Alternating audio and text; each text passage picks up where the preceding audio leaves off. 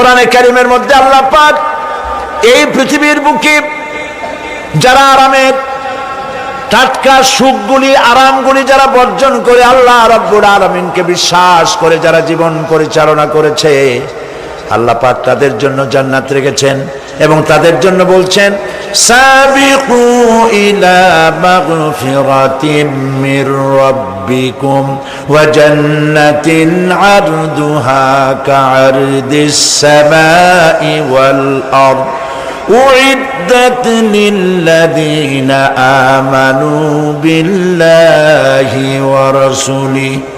আল্লাহ পাক বলেন প্রতিযোগিতা করো আল্লাহর মাগফিরাত কামনার জন্য আর জান্নাতে যাওয়ার জন্য প্রতিযোগিতা করো, আল্লাহর রহমত পাওয়ার জন্য সৎ কাজের প্রতিযোগিতা করো, তাহলে আল্লাহ রাব্বুল আলামিন তোমাদেরকে ক্ষমা করবেন আর তোমাদের জন্য এমন জান্নাত দিবেন যেই জান্নাত আকাশের বিশালতার জমিনের বিশালতার মতো। এই বিরাট জান্নাত তোমাদেরকে দিবেন। এই জান্নাত চিরস্থায়ী সুখ এবং শান্তি জায়গা হবে। মাসালুল জান্নাতিল্লাতী উইদাল মুত্তাকুন ফিহা আনহারুম মিন মাইন গায়রি আসিনিন ওয়া আনহারুম মিন লাবানিন লাম ইয়াতাগায়্যার তা'আমুহু। আল্লাহ পাক বলছেন জান্নাত আল্লাহ পাক ওয়াদা করেছেন মুত্তাকীদের জন্য। আল্লাহ পাক জান্নাত দিবেন যে জান্নাতের ভেতরে রয়েছে মধুর প্রস্রবণ, রয়েছে দুধের প্রস্রবণ, রয়েছে সেখানে স্বচ্ছ পানির প্রস্রবণ রয়েছে। এই সুন্দর জান্নাত ঝর্ণা ধারা আল্লাহ পাক সৃষ্টি করেছেন, বাগ বাগিচা দিয়ে ভরে রেখেছেন জান্নাত।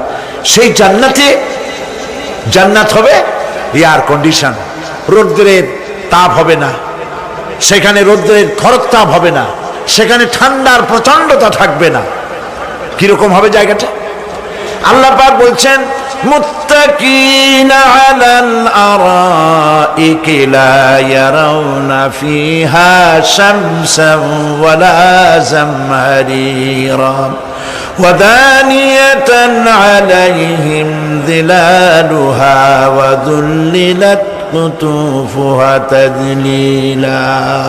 আল্লাহ পাক এমন জান্নাত রেখেছেন, সেই আল্লাহ পাক সেই জান্নাতের ভিতরে জান্নাতীরা ঠেস লাগায়া মুখোমুখি অবস্থায় তারা সেখানে বসবে, আর জান্নাতীদের মনের মধ্যে কোনো দুঃখ থাকবে না, পেরেশানি থাকবে না। পৃথিবীতে মানুষের দুঃখ থাকে, পেরেশানি থাকে, সেখানে কোনো দুঃখ আর পেরেশানি থাকবে না। সেই জায়গাটা হবে শীতাতপ নিয়ন্ত্রিত, না শীত না গরম, চির বসন্ত বিরাজ করবে। জান্নাতীরা সেখানে থাকবে। এই সুন্দর জান্নাত আল্লাহ পাক রেখেছেন মুত্তাকীদের জন্য। সুবহানাল্লাহ। কাফেরদের জন্য জান্নাত হবে, জাহান্নাম হবে চিরকাল। খালিদিনা ফিহা আবাদান, চিরকাল কাফেররা জাহান্নামে থাকবে। সর্বশেষ যে ব্যক্তি জাহান্নাম থেকে মুক্তি লাভ করবে তাকে আল্লাহ পাক বলবেন, ফেরেশতাদেরকে বলবেন, ও আমার ফেরেশতারা আমার এই বান্দাকে জান্নাত এবং জাহান্নামের মাঝখানে রেখে দাও। জান্নাত এবং জাহান্নামের মাঝখানে লোকটি যখন থাকার জায়গা পাবে সে জান্নাতের দিকে তাকায়া দেখবে আর কাঁদতে থাকবে। আল্লাহ পাক জিজ্ঞেস করবেন, বান্দারে যুগের পর যুগ ধরে জাহান্নামে কেঁদেছো, আমি রব্বুল আলামিন জাহান্নাম মাফ করে দিয়া জান্নাত জাহান্নামের মাঝখানে রেখে দিয়েছি, আযাব থেকে তো বেঁচে গেছো, এখন কান্দো কেন? লোকটি বলবে, রব্বুল আলামিন কান্দি এই কারণে, জাহান্নাম থেকে মাফ করেছো, তোমার শুকরিয়া আদায় করি। জান্নাত তো আমার কপালে নাই, কিসমতে নাই, কিন্তু জান্নাত আমি এখান থেকে দেখতে পাচ্ছি, জান্নাতের সুঘ্রাণ আমার নাকে আসতেছে, কপালে নাই যাওয়ার। আমি কাঁদি এই জন্য, তুমি যদি মেহেরবানি করে আমাকে জান্নাতের দরজার কাছে একটু দাঁড় করায় দিতা, প্রাণ ভরে তোমার জান্নাতের দৃশ্যটা একটু দেখতাম।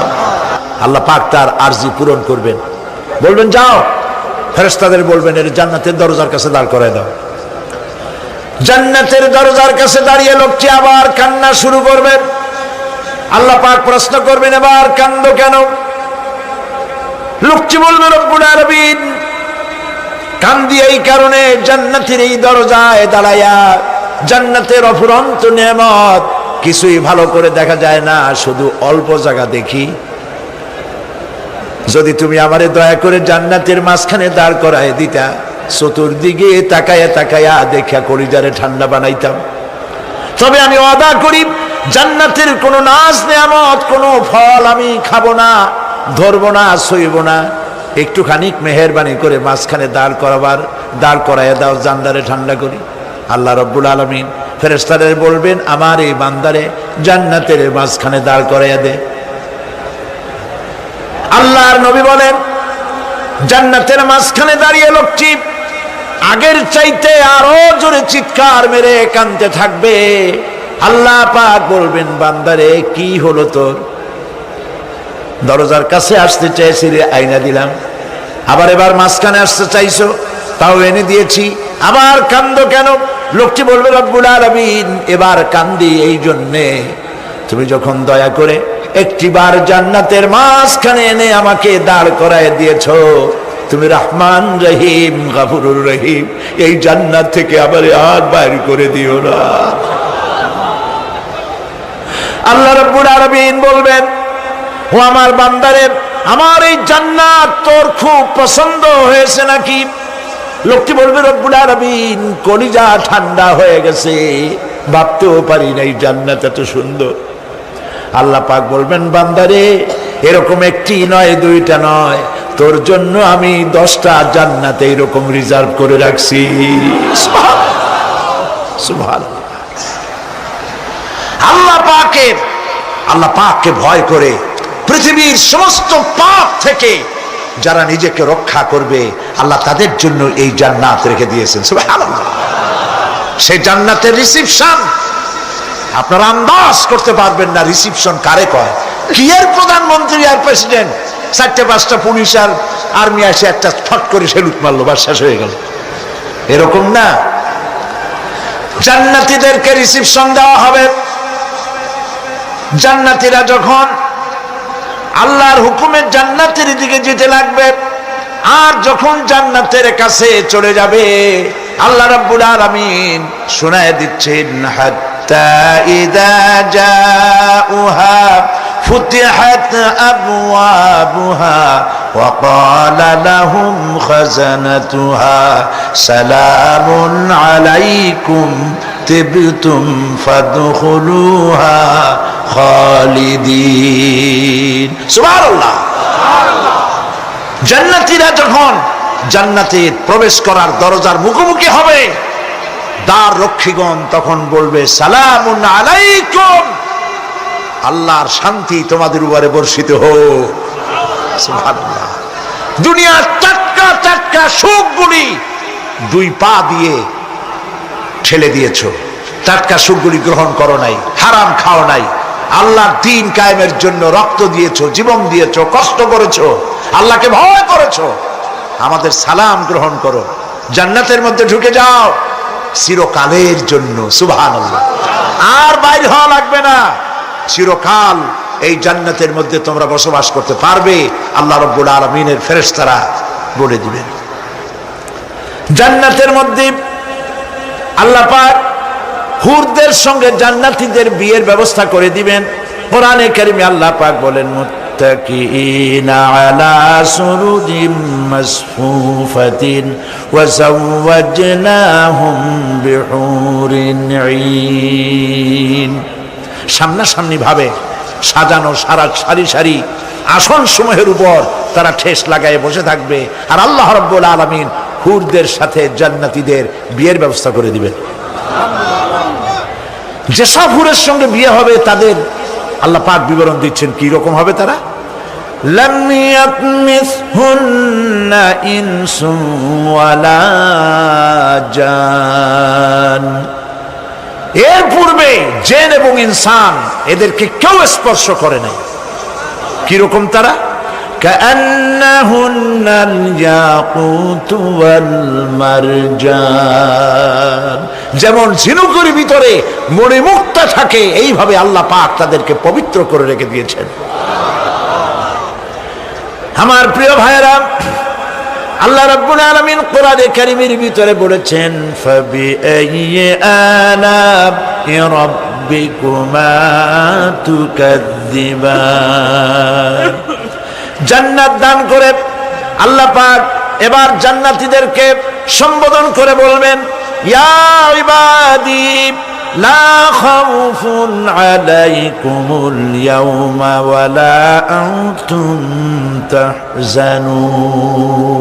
হে আমার বান্দারা, লা খাউফুন আলাইকুমুল ইয়াওম, আজ আর কোনো ভয় নাই। সুবহানাল্লাহ, সুবহানাল্লাহ।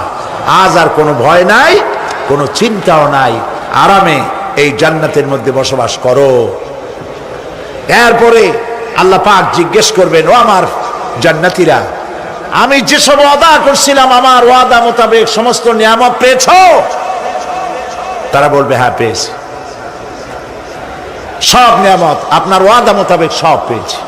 আল্লাহ রাব্বুল আলামিন বলবেন, সব পাও নাই, ওয়ালাদাইনা মাজিদ, আমার কাছে আরো বেশি আছে। সুবহানাল্লাহ, আমার কাছে আরো বেশি আছে। জান্নাতীরা বুঝবে না সে আরো বেশিটা কি, এর থেকে আর বেশি কি। প্রিয় ভাই সব, নবী করিম সাল্লাল্লাহু আলাইহি সাল্লাম বলেছেন, জান্নাতের সুখ আর শান্তি কোন চোখ নাই যা দেখেছে, যা কোন অন্তঃকরণ নাই যা কল্পনা করতে পেরেছে। এই জান্নাত মুত্তাকিদের জন্য আল্লাহ রাখছেন। সুবহানাল্লাহ। জান্নাতীরা ভাবতেও পারবে না সেই নিয়ামতগুলি কি। প্রিয় ভাই সব, সেই মুহূর্তে আল্লাহর নবী মুহাম্মদুর রাসূলুল্লাহ সাল্লাল্লাহু আলাইহি ওয়াসাল্লাম বলবেন, রব্বুল আলামিন, আমার উম্মতেরা জান্নাতীরা বুঝতে পারে নাই আপনার কাছে কি নিয়ামত আরো বেশি আছে। আমার এই উম্মতেরা জান্নাতীরা আপনার ওয়াদা মোতাবেক সব পেয়েছে, কিন্তু একটি জিনিস এখনো তাদের কিসমতে হয় নাই। সেই জিনিসটা হলো, যারা তার রবকে না দেখে শুধু কোরআন আর হাদিসের কথা শুনে আরবের ঘুম হারাম করে তাহাজ্জুদের নামাজ আদায় করেছিল, চোখের পানি ফেলেছিল, যারা জান্নাত দেখে নাই, জাহান্নাম দেখে নাই, আপনাকে ভয় করে যারা জীবন পরিচালনা করেছিল, যারা আপনাকে দেখে নাই, না দেখে শুধু কোরআন হাদিস বিশ্বাস করে যারা অকাতরে নিজেদের জীবন বিলায় দিয়েছিল, এই জান্নাতীরা এখন পর্যন্ত তার রবকে দেখতে পারে নাই। আল্লাহ রাব্বুল আলামিন তার সামনে থেকে ৭০,০০০ পর্দা সরে যাবে। আল্লাহ পাক বান্দাদের আরজি পুরা করার জন্য জান্নাতীদের সামনে তিনি জালোয়া ফরোজ হবে। কোরআন শরীফের ভিতরে আল্লাহ পাক বলেন, জান্নাতীরা তারা আল্লাহর দিকে, জান্নাতীরা তার রবের দিকে তাকিয়ে থাকবে, আর রব তার বান্দাদের দিকে তাকায়া থাকবে। প্রাণ ভরে জান্নাতীরা রবকে দেখবে। সুবহানাল্লাহ, আল্লাহ পাককে দেখবে। প্রাণ খুলে আজ দোয়া করি, রব্বুল আলামিন, জান্নাতের যেই পরিবেশে, যেই জায়গায় তুমি দয়া করে তোমার গোলামদেরকে তুমি নিজেই দর্শন দিবে, দেখা দিবে। মনিব গো, ও আমাদের রব, আজ এই বিশাল জনসমুদ্র নিয়ে তোমার দরবারে আবেগ ভরা কণ্ঠে বলি, যেই অনুষ্ঠানটি তুমি এমন মুবারক অনুষ্ঠান করবে যেখানে তুমি জান্নাতীদেরকে দেখা দিবে, ওই জান্নাতের কোনো একটি, ওই অনুষ্ঠানের কোনো একটি কোনায় কানায় আমাদেরকেও দাঁড় করাইয়া দেখার তৌফিক। প্রিয় ভাই সব, আল্লাহ রাব্বুল আলামিন মানুষের সামনে এত সব নিয়ামত রেখেছেন, এই জান্নাত দান করবেন। এরপরে আল্লাহ রাব্বুল আলামিন কোরআনে কারীমের মধ্যে বলেছেন, রব্বিস সামাওয়াতি ওয়াল আরদি ওয়া মা বাইনাহুমার রাহমানি লা ইয়ামলিকুনা মিনহু খিতাবা। এসব পুরস্কার রয়েছে তোমাদের সেই রবের পক্ষ থেকে যিনি আকাশ আর জমিনের মালিক। সুবহানাল্লাহ বলবেন না? যার সামনে কথা বলার ক্ষমতা কারো হবে না, এটি একটি মারাত্মক কথা। কিয়ামতের দিন আল্লাহর দরবারে কেউ কথা বলতে পারবে না আল্লাহর নির্দেশ ছাড়া। একটি আকীদা পরিষ্কার করে নিয়ে যান আপনাদের, সে আকীদাটা এভাবে পরিষ্কার করুন, কোন পীর সাহেব, কোন খাজা বাবা, কোন মাওলানা, কোন মুহাদ্দিস, কোন বুজুর্গ আপনাকে সুপারিশ করতে পারবে না যদি না আল্লাহ পাক তাকে কথা বলার তৌফিক না দেন। মনে থাকবে এটা।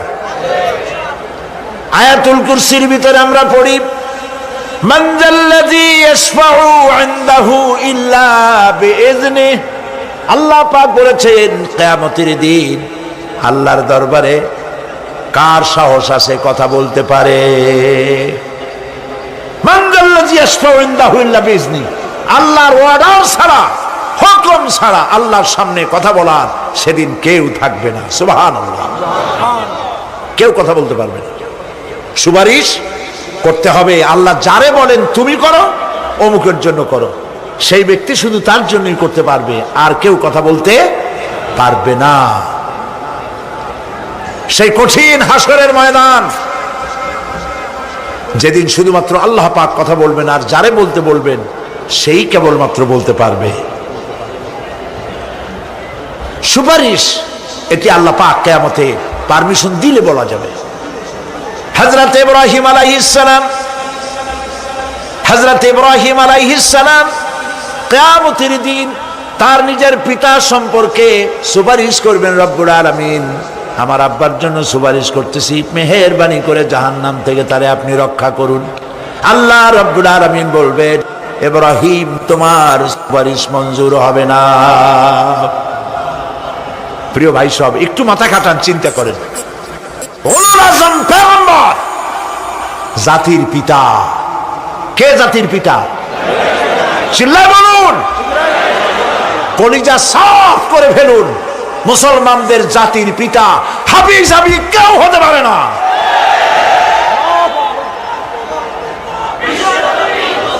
মিল্লাতা আবিকুম ইব্রাহিম।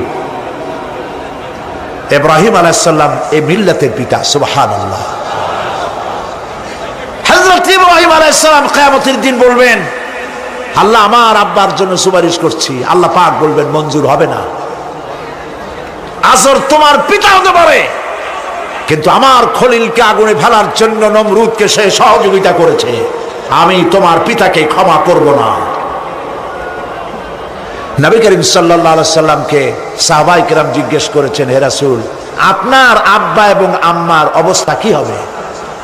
নবী করিম সাল্লাল্লাহু আলাইহি সাল্লাম কেঁদে ফেলেছেন, সব বলেছেন, আমি তাদের কোনো উপকারে আসব না। আল্লাহু আকবার। আপনি মনে করছেন নাকি যে ইয়া নবী সালাম আলাইকা বলি অমনি নবীর সুপারিশ পাবেন? এত সহজ। কতগুলো রসগোল্লা খাইলেন আর বড় একটা মিছিল করলেন আর অমনি চলে যাবেন? পৃথিবীর সব মানুষ, সাহাবায়ে কেরাম বাদ দেন, পৃথিবীর সমস্ত মানুষ একত্রিত হয়ে আবু তালেব রাসূলুল্লাহকে যে ভালোবেসেছেন, ওর 1000 ভাগের 1 ভাগও সারা দুনিয়ার মানুষ রাসূলুল্লাহকেই ভালোবাসতে পারবে? পারবে?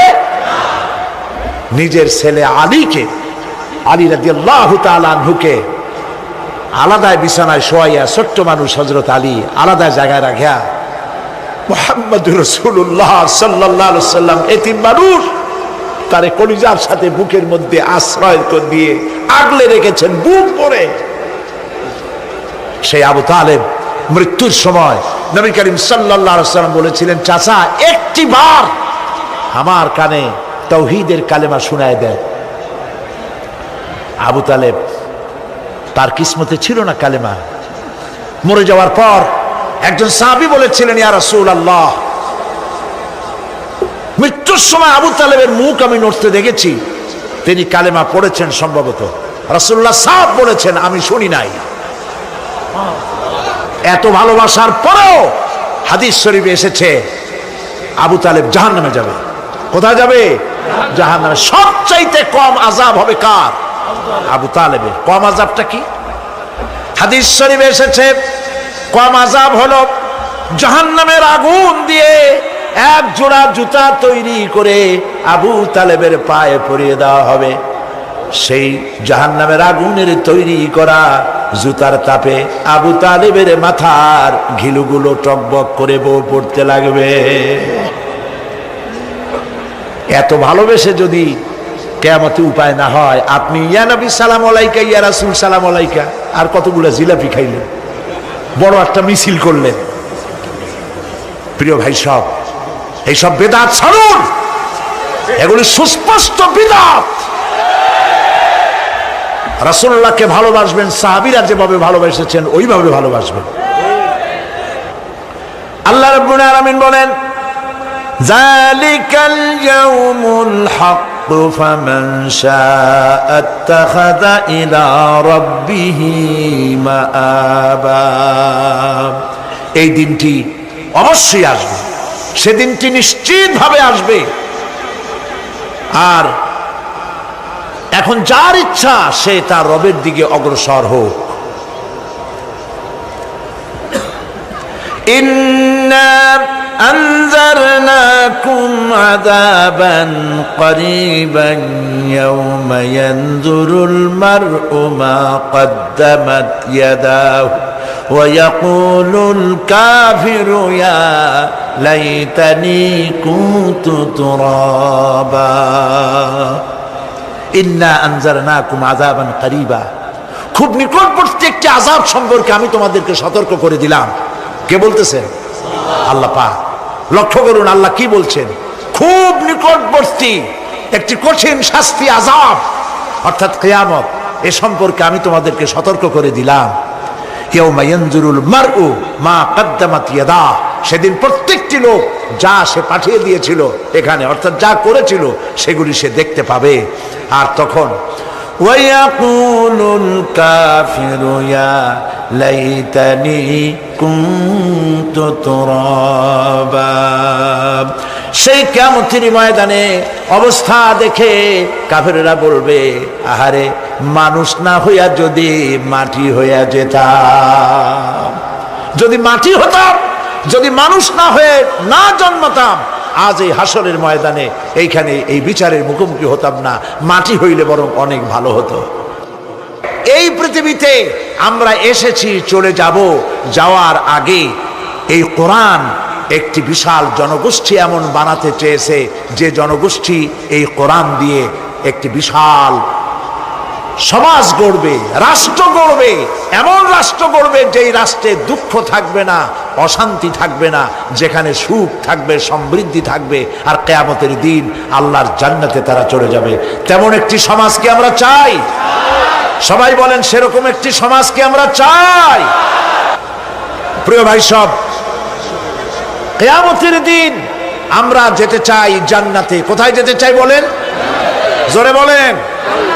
এই জান্নাতে যাওয়ার জন্যে, এই জান্নাতে যাওয়ার জন্য দুইটা কাজ করতে হবে। কয়টা কাজ? আল্লাহ রাব্বুল আলামিন বলেন, ফামান কানা ইয়ারজু লিকাআ রাব্বিহি ফালইয়ামাল আমালান সালিহান ওয়া লা ইউশরিক বিইবাদাতি রাব্বিহি আহাদা। আল্লাহ পাক বলেন, যে বা যারা আমার সঙ্গে দেখা করতে চায় কিয়ামতে, দুইটা কাজ করা লাগবে। বলেন কয়টা কাজ? একটা হলো নেক আমল। কি আমল বলেন? নেক আমল। নেক আমল কারে বলে? নেক আমল করতে হলে আবার দুইটা শর্ত লাগে। এক নম্বরে কাজটা করতে হবে আল্লাহরে খুশি করার জন্যে। কারে খুশি করার জন্য? একটা মাদ্রাসা বানাইছি যাতে লোকেরা বলে যে বড় একটা মাদ্রাসা বানাইছে, এই জন্য মাদ্রাসা বানাবেন, মসজিদ বানাবেন, হসপিটাল বানাবেন, যা কিছু করেন নিয়ত হবে আল্লাহকে খুশি করা। নিয়ত হবে কারে খুশি করা? আল্লাহ পাককে খুশি করা। এই হলো নেক আমলের প্রথম শর্ত, কাজ হবে আল্লাহকে খুশি করার জন্য। দুই নম্বরে কাজটি হতে হবে সুন্নতে নববী সাল্লাল্লাহু আলাইহি ওয়াসাল্লামের উপরে। মনে থাকবে, দাড়ি রাখবো কেন রাখবো? রাসূলের সুন্নাত। রাখবো কারে খুশি করার জন্য? আল্লাহ খুশি করার জন্য। রাখবো কার মতো? রবীন্দ্রনাথের মতো, কার্ল মার্কসের মতো, কবির মতো নয়। রাখতে হবে কার মতো? নবীর মতো। বুঝে নেন, কাজটা হতে হবে আল্লাহকে খুশি করার জন্য। 2 নম্বরে কাজটা হতে হবে সুন্নতে নববী সাল্লাল্লাহু আলাইহি ওয়াসাল্লামের উপরে হতে হবে। তাহলে এই হলো 1 নম্বর। জান্নাতে যাওয়ার জন্য, আল্লাহর সাথে দেখা করার জন্য 1 নম্বরের কাজ হলো নেক আমল। বলেন 1 নম্বরের কাজ কি?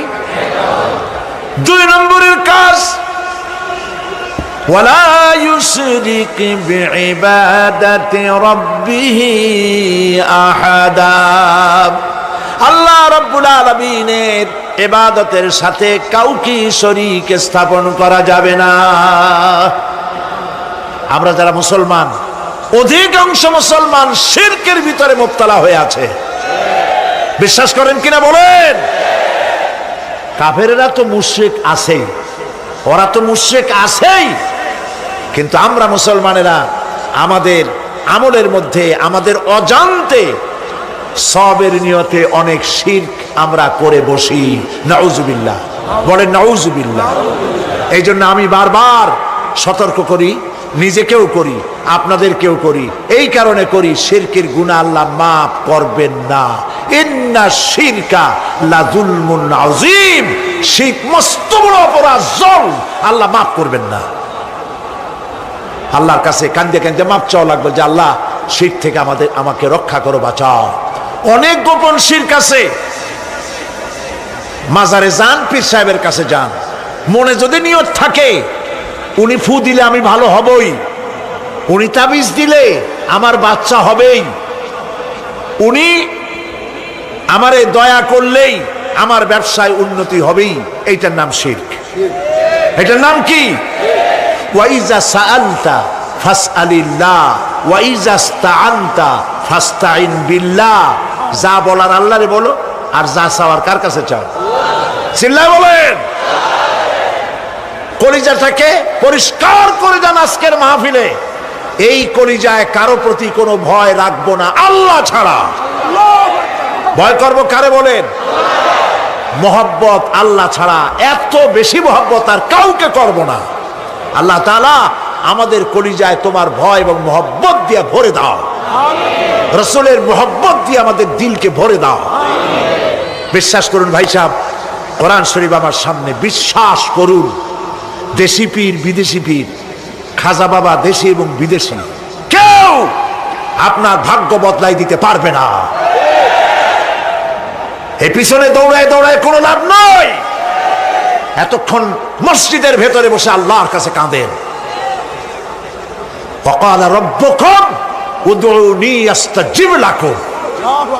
তোমার রব বলেছে আমারে ডাকো, আমি ডাকের সাড়া দিয়ে দেব। সুবহানাল্লাহ। আর আল্লাহ বলেছেন আমার ইবাদতের সাথে কাউকে শরীক করবে না। খবরদার। আলাইসাল্লাহু বিকাফিন আবদা।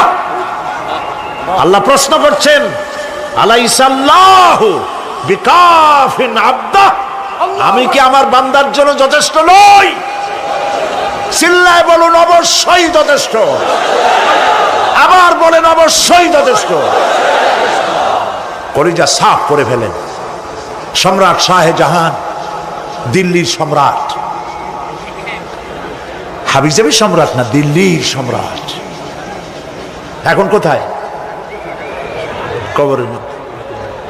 কবি বলতেছেন, শাহনে জাহাं को जिन्हें फक्र से देते थे बाज, शाहने जहां को जिन्हें फक्र से देते थे बाज, वाज कब्र में है सूरह अलहम्दु की मोहताज।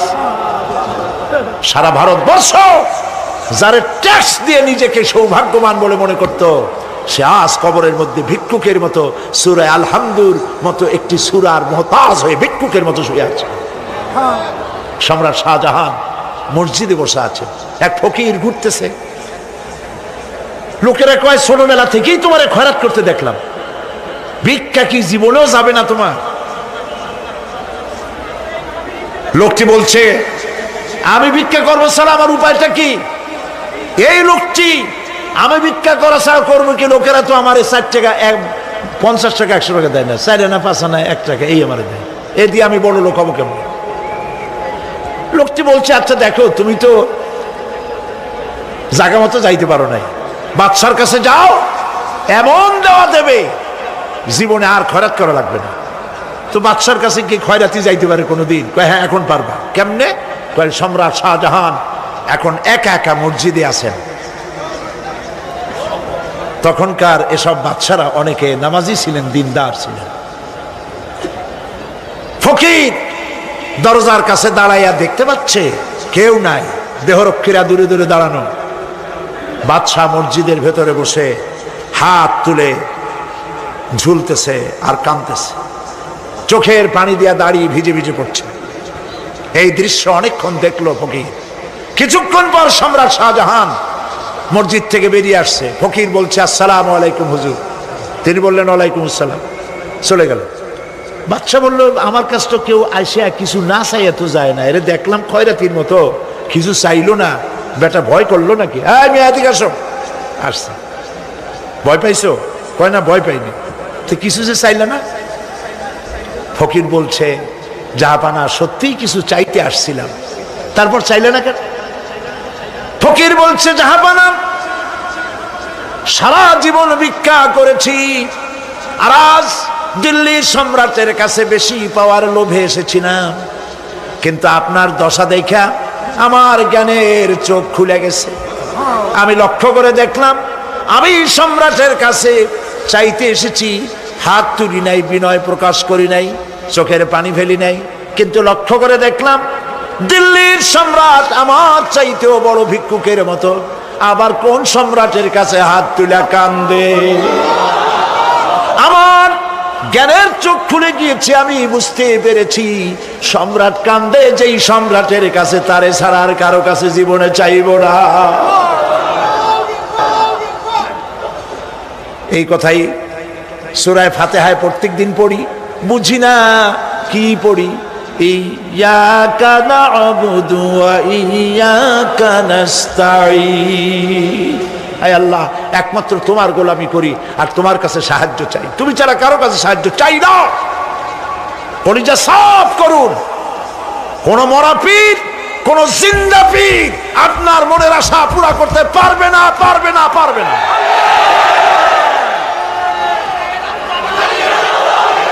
আর আজ থেকে কোন মাজারে টাকা দিবেন না, পয়সা দিবেন না, আগরবাতি দিবেন না, মোমবাতি দিবেন না, গোলাপ পানি দিবেন না। কারা কারা দিবেন না হাত উঁচু করে দেখা।